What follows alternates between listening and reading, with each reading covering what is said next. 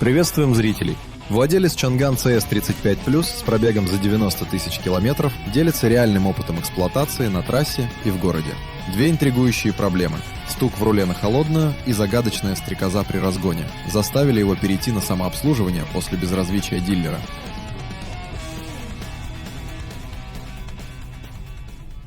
Расскажу о своем Чанган CS35+.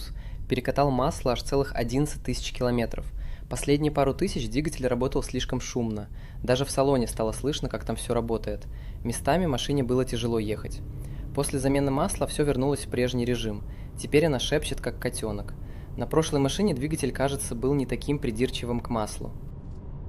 Может, потому что это была Toyota. 91 500 километров на одометре. И мы прекрасно понимаем, что такое активная езда. Это трасса, это постоянный перегруз. И аппетит 18 литров на сотню, который не спишешь на одну лишь аэродинамику кирпича. Машина бодрится, не скрипит и не разваливается. Но этот оптимизм, он как утренняя бодрость после 3 чашек эспрессо, когда внутри уже что-то поднывает. Все болячки вылезли еще на тех пробегах, когда номера еще были девственно чистыми от сколов. Дилер тогда выдал мне тот самый фирменный взгляд, полный глубокого непонимания железок, и я ушел на самообслуживание. Потому что нет ничего более постоянного, чем временный регламент, который не могут прочитать мастера. Со стуком в рулевой рейке история простая до отвращения. Ты выезжаешь после долгого перегона, и в пальцах поселяется этот навязчивый зубодробительный зуд, который пропадает, как только машина остынет, или наберет больше 20 км в час. Мы все знаем этот инженерный просчет с недостатком смазки во втулке, эту болезнь дорестайлинговых моделей, которые на форумах обсуждают с религиозным пылом сектантов.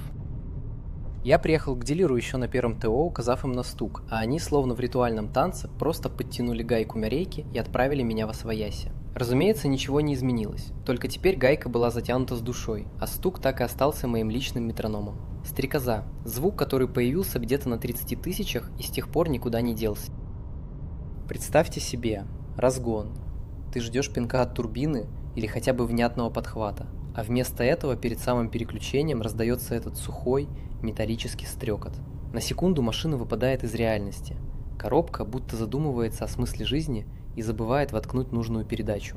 Раньше это был короткий чих, двойной щелчок, а теперь это полноценная пауза длительностью в вечность, когда чувствуешь филейной частью, что ускорения нет. Масса просто катится по инерции, пока агрегаты там решают свои бюрократические вопросы, и это уже не раздражающая мелочь, а заявка на что-то серьезное с прицелом на капитальный ремонт. И вот когда каждый раз на обгоне вместо тяги получаешь эту металлическую азбуку Морзе, начинаешь перебирать причины как четки. Двухмассовый маховик – это же классика жанра. Мы все знаем этот дребезг рассыпающихся пружин, маскирующийся под стрекозу. Или все куда прозаичнее. Недостаток масла в коробке, про который на сервисе тебе скажет сакраментальное. Она ж необслуживаемая. А ты стой и думай, куда тогда делись эти 200 граммов на щупе. Ну и вишенка, кривая настройка двигателя, которая гипотетически может вытянуть за собой клапаны, поршни и гидрокомпенсаторы. С последним я, конечно, хватил через край, но когда каждое переключение отдает в кардан гробовым стрекотом, даже 1% вероятности выглядит как готовый приговор из профильного форума. Про масло тут история тонкая. Ты приезжаешь с конкретной жалобой, просишь хотя бы проверить уровень, а тебе показывают на табличку, где все агрегатно живет без права на замену. И ты прекрасно понимаешь, что необслуживаемое на языке инженеров означает проще выкинуть через 100 тысяч. Я полез сам. Ни подтеков, ни эмульсии, но запах из сапуна уже с легкой горчинкой, тот самый, прединфарктный для любой ДСГ. И ведь не поспоришь с железом, раньше был лишь двойной щелчок, короткий, почти вежливый, а теперь ты физически считаешь эти лишние миллисекунды, пока коробка где-то внутри себя согласовывает передачу. Это уже не задержка, это полноценная пауза на осознание бытия. Маховик, конечно, лидирует в этом чемпионате догадок. Особенно, когда ты точно знаешь момент его паники, ровно перед тем, как гидроника соизволит переключиться, идет этот сухой металлический бред, а ты катишься по инерции, ощущая попой, что вся энергия сейчас уходит не в колеса, а в гашение паразитных колебаний. Так и живем. Между «само пройдет» и «ну все, приехали». А по факту просто очередной датчик на приборной панели, который не загорается, но уже отсчитывает до капиталки. И в этом ожидании мы, конечно, никогда не ошибаемся. Чуйка. Что вышло в итоге?